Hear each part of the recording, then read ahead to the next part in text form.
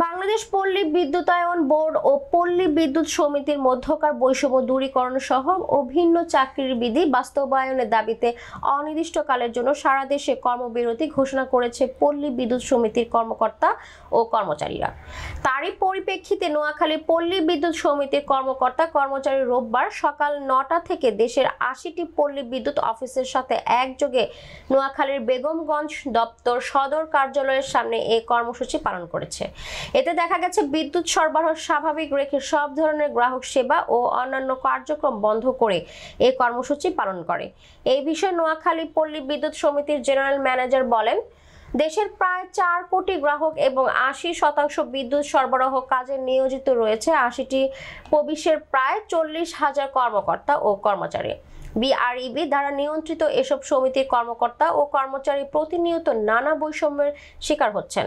এসব বৈষম্যের বিষয়ে দীর্ঘদিন ধরে অভিযোগ জানানো হলেও কোনো প্রতিকার পায়নি আন্দোলনরত কর্মকর্তারা কর্মচারীবৃন্দ।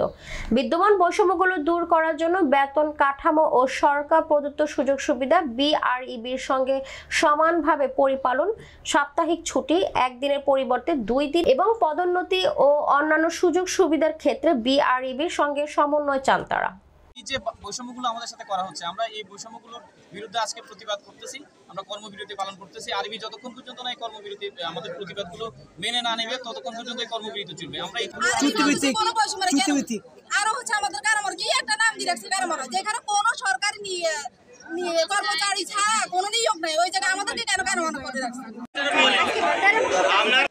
আপনার কোনো দাবি দেওয়া আমাদের কোনো কর্মকর্তা কর্মচারী আসলে আমার কাছে লিখিতভাবে বা মৌখিকভাবে কোনো দাবি দেওয়া উপস্থাপন করেন, কারণ আমি এখানে নোয়াখালী পল্লী বিদ্যুৎ সমিতির জেনারেল ম্যানেজার। আমার অনেক সীমাবদ্ধতা আছে, এটা জরুরি সেবা প্রতিষ্ঠান, জরুরি পরিষেবা বিদ্যুৎ। এখানে আমাদের প্রায় ৭.৫ লক্ষর উপরে ৭,৮০,০০০ গ্রাহককে বিদ্যুৎ দিই।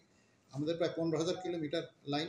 দাবি দেওয়া মানুষের থাকেই, দাবি দেওয়া উপস্থাপন করার বা দাবি দেওয়া